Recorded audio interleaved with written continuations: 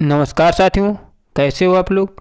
साथियों, आज मैं आप लोगों को कला एवं संस्कृति के महत्वपूर्ण क्वेश्चंस इस वीडियो के माध्यम से ही कराने जा रहा हूं।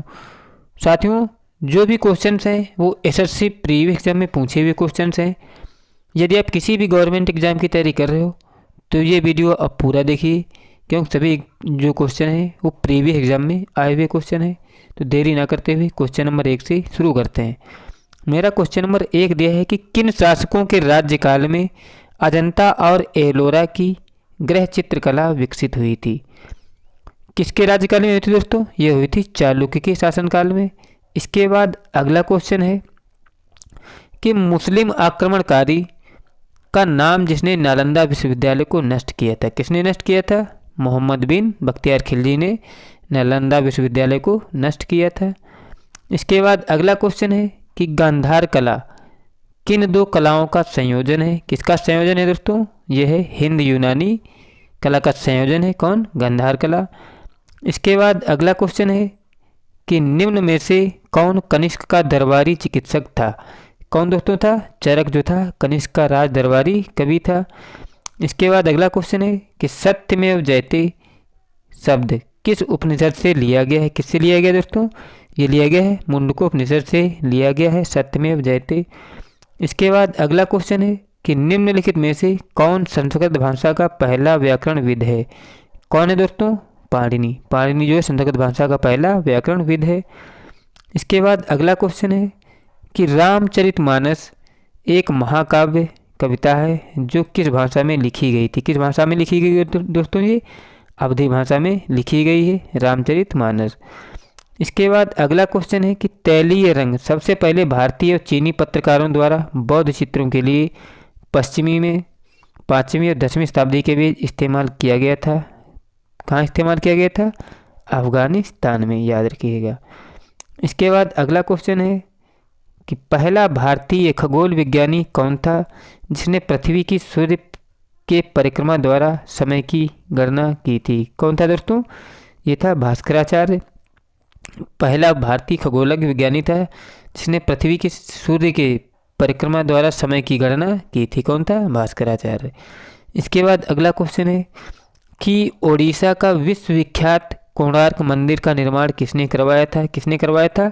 ये करवाया था नरसिम्हा राव, मतलब नरसिंह देव ने करवाया था कोणार्क सूर्य मंदिर का निर्माण। अगला क्वेश्चन है कि मंदिर वास्तुकला की द्रविड़ शैली का प्रतिनिधित्व क्या है। क्या है दोस्तों? विमान है। मंदिर वास्तुकला की द्रविड़ शैली का प्रतिनिधित्व। इसके बाद अगला क्वेश्चन है कि महाबलीपुरम स्थित 81वीं शैल मंदिर का प्रसिद्ध नाम क्या है। क्या नाम दोस्तों? रथ मंदिर है। महाबलीपुरम स्थित 81 शैल मंदिर का नाम क्या है? रथ मंदिर है। इसके बाद अगला क्वेश्चन है कि दिलवाड़ा का चालुक्य जिसको जैन मंदिर भी कहा जाता है कहाँ स्थित है दोस्तों? ये स्थित है राजस्थान में, दिलवाड़ा का चालुक्य मंदिर। इसके बाद अगला क्वेश्चन है कि विक्रमशिला विश्वविद्यालय का निर्माण किसके द्वारा किया गया था। किसके द्वारा किया गया था दोस्तों? ये किया गया था धर्मपाल के द्वारा। अगला क्वेश्चन है कि मेघदूत के लेखक कौन है। कौन है दोस्तों? कालिदास हैं मेघदूत के लेखक। इसके बाद अगला क्वेश्चन है गांधार कला किन दो कलाओं का संयोजन है। अभी हमने बताया था हिंद और यूनानी का संयोजन है गांधार कला। इसके बाद अगला क्वेश्चन है कि अशोक के शिलालेख में कौन सी लिपि का प्रयोग किया गया है। कौन सी लिपि का प्रयोग किया गया है? देवनागरी लिपि का प्रयोग किया गया है अशोक के शिलालेखों में। इसके बाद अगला क्वेश्चन है कि किस वंश के शासनकाल के दौरान महान चीन की दीवार का निर्माण किया गया था। किस वंश के शासनकाल के दौरान दोस्तों? ये था चीन, जिसके शासनकाल में चीन की दीवार का निर्माण किया गया था। अगला क्वेश्चन है कि चोलों के समय का बृहदेश्वर मंदिर कहाँ स्थित है। कहाँ स्थित है दोस्तों? ये तंजावुर में स्थित है चोलों के समय का बृहदेश्वर मंदिर। इसके बाद अगला क्वेश्चन है कि निम्न में से कौन संस्कृत भाषा का पहला व्याकरणविद था। कौन था दोस्तों? पाणिनि था संस्कृत भाषा का पहला व्याकरणविद। इसके बाद अगला क्वेश्चन है कि पितृसत्तात्मक समाज क्या है।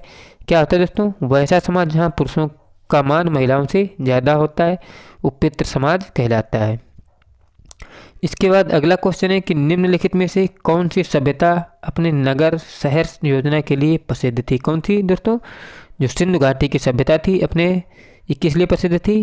अपने नगर नियोजन के लिए प्रसिद्ध थी। इसके बाद अगला क्वेश्चन है कि सिंधु घाटी की सभ्यता में कालीबंगन निम्नलिखित में से किस चीज़ के लिए प्रसिद्ध था? किस चीज़ के लिए प्रसिद्ध था? ये दोस्तों प्रसिद्ध था मिट्टी के बर्तन के लिए। अगला क्वेश्चन है कि आत्मीय मतलब सभी आत्माओं का एक दिन क्या होता है? सभी आत्माओं का एक दिन एक ईसाइयों का त्यौहार है, मतलब सभी आत्माओं का दिन एक क्या है दोस्तों? एक ईसाइयों का त्यौहार है। अगला क्वेश्चन है कि निम्नलिखित में से कौन सा वेद वेदात्रयी का भाग नहीं है? ऋग्वेद, यजुर्वेद और सामवेद दोस्तों हैं, ये वेदात्रयी के भाग हैं, लेकिन अथर्ववेद है जो वेदात्रयी का भाग नहीं है। नाम से स्पष्ट हो रहा है कि 3 वेद। अगला क्वेश्चन है कि निम्नलिखित में से कौन एक सिंधु घाटी सभ्यता की खोज करता थे? कौन थे दोस्तों? दयाराम साहनी जो थे सिंधु घाटी सभ्यता की खोज करता थे। इसके बाद अगला क्वेश्चन है कि जादू टोना और कर्मकांड संबंधी विधान किस वेद से लिया गया है? किस वेद से लिया गया है दोस्तों? ये लिया गया है अथर्ववेद से। अगला क्वेश्चन है कि सिंधु घाटी सभ्यता का स्थल धौलावीरा किसके लिए प्रसिद्ध है? किसके लिए प्रसिद्ध है दोस्तों? ये प्रसिद्ध है जल प्रबंधन के लिए। अगला क्वेश्चन है कि विजयनगर शासक कृष्णदेव राय का काव्य अमुक्तमाल्याद किस भाषा में लिखा गया था? किस भाषा में लिखा गया दोस्तों? तेलुगु भाषा में लिखा गया था कृष्णदेव राय का महाकाव्य अमुक्तमाल्याद। इसके बाद अगला क्वेश्चन है कि कांसे की नृत्य करती हुई कन्या कहाँ से प्राप्त हुई? कहाँ से प्राप्त हुई दोस्तों? ये प्राप्त हुई थी सिंधु घाटी की सभ्यता से। अगला क्वेश्चन है कि शोरतुगई किस देश में? शोरतुगई किस देश में दोस्तों? दोस्तों ये है अफगानिस्तान में शोरतुगई, जिसे सिंधु घाटी सभ्यता भी कहते हैं। अगला क्वेश्चन है कि मोहनजोदड़ो का स्थायी नाम क्या था? क्या नाम था दोस्तों? मृतकों का टीला था मोहनजोदड़ो का स्थायी नाम, मतलब स्थानीय नाम दोस्तों। अगला क्वेश्चन है कि इनमें से कौन सा धातु हड़प्पा सभ्यता से नहीं पाया गया था? कौन सा? जो लोहा था दोस्तों, ये हड़प्पा सभ्यता में नहीं पाया गया था। इसके बाद अगला क्वेश्चन है कि निम्नलिखित में से कौन सा वेद प्राचीन है? कौन सा वेद प्राचीन दोस्तों? ऋग्वेद जो है सबसे प्राचीन वेद है, याद रखिएगा। इसके बाद अगला क्वेश्चन है कि भूमि की श्रेणियों का चोल शिलालेख में उल्लेख के अनुसार जैन संस्थानों को दिया जाने वाला दान किस नाम से जाना जाता था? किस नाम से जाना जाता था ये दोस्तों? ये पाली छंदम नाम से जाना जाता था जैन संस्थानों को दिया जाने वाला दान। इसके बाद अगला क्वेश्चन है कि चोल शिलालेख में भूमि ऋणियों के उल्लेख के अनुसार ब्राह्मणों के अतिरिक्त किसान को दिया जाने वाला भूमि को किस नाम से जानते थे? किस नाम से इसको जानते थे? वेल्लान वगई के नाम से जानते थे ब्राह्मणों के अतिरिक्त किसान को दिया जाने वाला भूमि का नाम। इसके बाद अगला क्वेश्चन है कि चोल शिलालेखों में भूमि श्रेणियों का उल्लेख के अनुसार ब्राह्मणों को उपहार स्वरूप दिया जाने वाला भूमि कहलाता था? क्या कहलाता था? ब्रह्मादेय कहलाता था ब्राह्मणों को उपहार स्वरूप दिया जाने वाला भूमि। इसके बाद अगला क्वेश्चन है कि चोल शिलालेख में भूमि श्रेणियों के उल्लेख के अनुसार मंदिरों को दिया जाने वाला उपहार क्या कहलाता था? देवदान कहलाता था। मंदिरों के लिए दी जाने वाली भूमि क्या कहलाती थी? देवदान।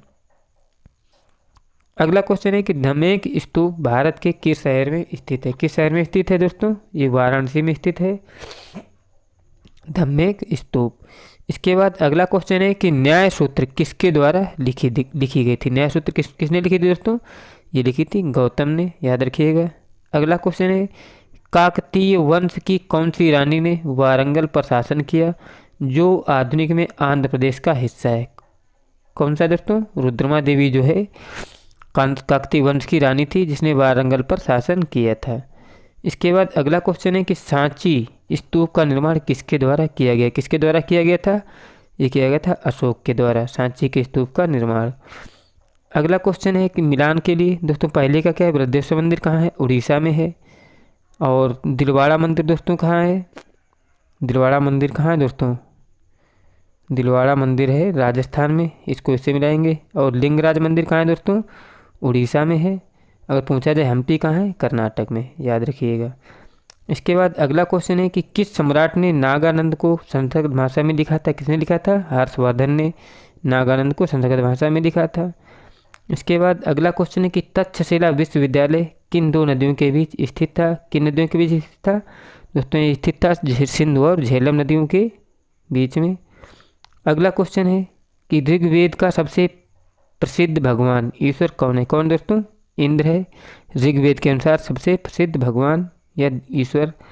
अगला क्वेश्चन है कि तंजौर में बृहदेश्वर मंदिर का निर्माण किसने करवाया था? किसने करवाया था?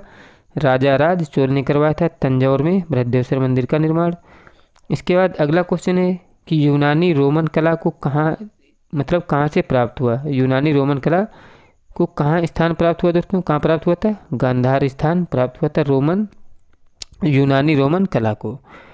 इसके बाद अगला क्वेश्चन है कि अजंता चित्रकला किससे संबंधित था? किससे संबंधित था दोस्तों? ये संबंधित था गुप्त काल से अजंता चित्रकला।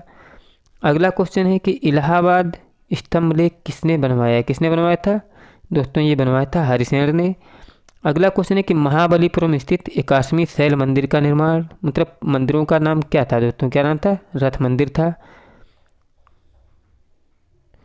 फ्रेंड्स, अब जो शेष क्वेश्चन है मैं अगले वीडियो में आप लोग कंप्लीट कराऊंगा।